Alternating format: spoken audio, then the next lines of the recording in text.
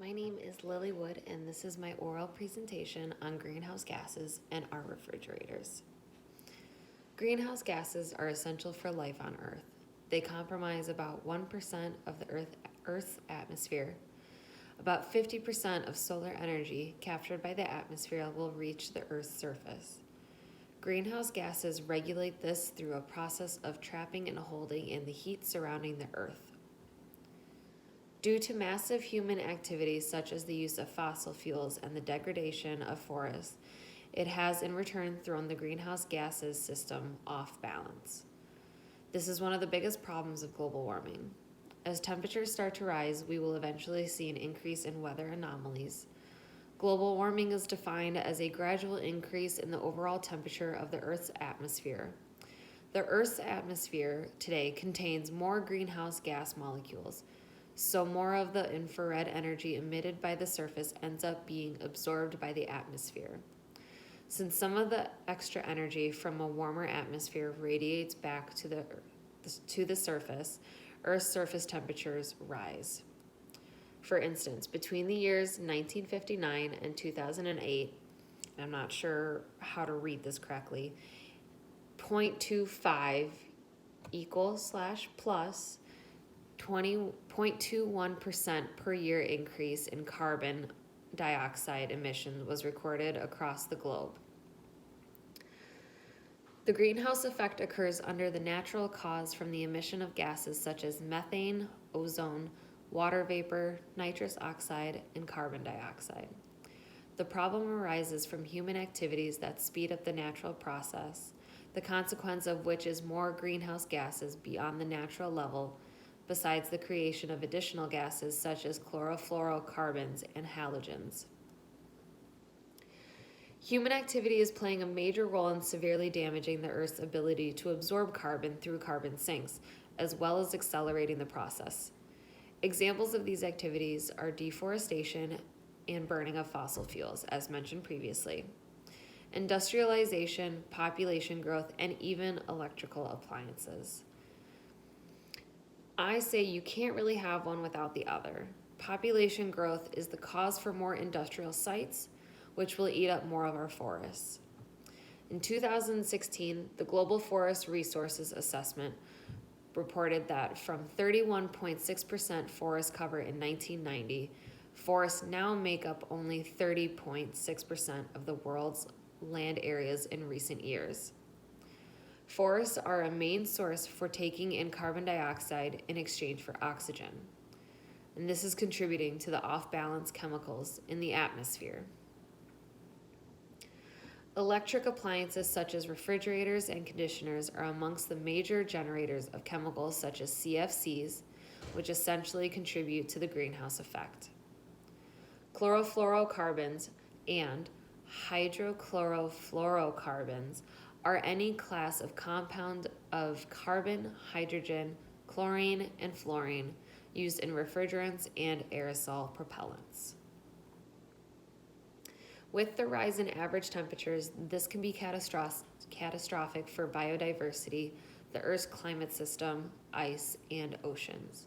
For instance, in regard to the increase in the average atmospheric temperature, it is estimated that in the event of a constant rise of carbon dioxide concentration, there will be an average rise of about 1.5 to 4.5 degrees Celsius in the next 10 to 20 years. Areas like Southern Africa, Australia, the western part of America, and India will experience heavier evaporation due to the temperature rising and will cause severe droughts throughout.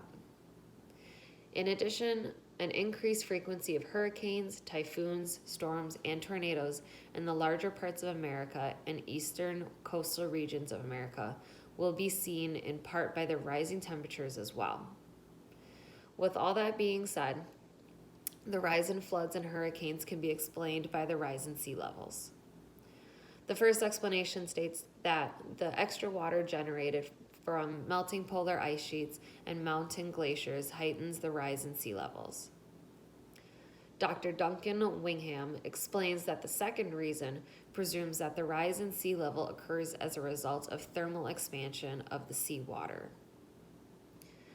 The Intergovernmental Panel in Climate Change reports that in the last 100 years there has been an 18 centimeter rise in sea level, a level that is projected to rise up to 90 centimeters in the next 100 years.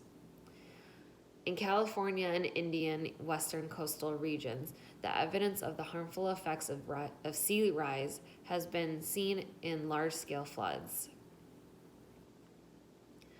Other consequences of the greenhouse effect occur in terms of changes in the rainfall pattern, seasonal characters, and rapid climate shifts. Unfortunately, temperature anomalies in the past years have had significant effects on pressure regions, wind directions, and hence the rainfall pattern. For example, in the past 100 years, some regions receive substantially more rainfall while others receive less rainfall in both regions. The rainfall patterns do not adhere to any given constant relationship with other climate parameters. All right, so how does all of this intertwine with refrigerators? Let's start with fluorinated gases. Specifically, hydrochlorofluorocarbons and hydrofluorocarbons are widely applied as refrigerants and room air conditioners. In a report by the Environmental Action Germany, approximately half of all discarded household cooling appliances across Europe contain these CFCs, HCFCs, and HFCs. The three compounds are famous as refrigerants in refrigeration systems and blowing agents in insulating foam. In the same report, the role of fluorinated gases in global warming is up to 10,200 equivalents of carbon dioxide.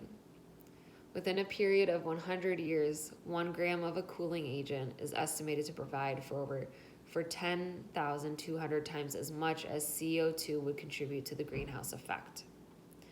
For example, there are around 19 million refrigerators in Europe, and 9.5 million contain these CFCs, with a global warming potential of 26.6 million tons of CO2. In a study by Zhao et al., the last 20 years have seen a 1% rise in refrigeration-related HFCs. Moreover, a study conducted in Malaysia reports that between the years 1997 and 2015, the total emission from refrigeration was 407 tons. All these reports point to evidence of the role of refrigeration in the greenhouse effect. In order to manage this, we need to put a more critical outlook on the reuse and recycle method. Zhao et al. States that the EU Climate Action Plan is adopting the recycle and reuse of refrigerants as one of its primary strategies against F-gas emissions, an indication that the measure stands as a viable strategy in the current ecological environment. Nations such as the Republic of China indicate that the challenge with substitution is with the safety requirements of the substitutes, since the high GWP refrigerants are the safest. Ultimately, proper investment in the reduction of emissions in refrigeration provides an alternative solution against the negative consequences of the greenhouse effect. The world's priority should be to identify strategies that will minimize the levels of emissions.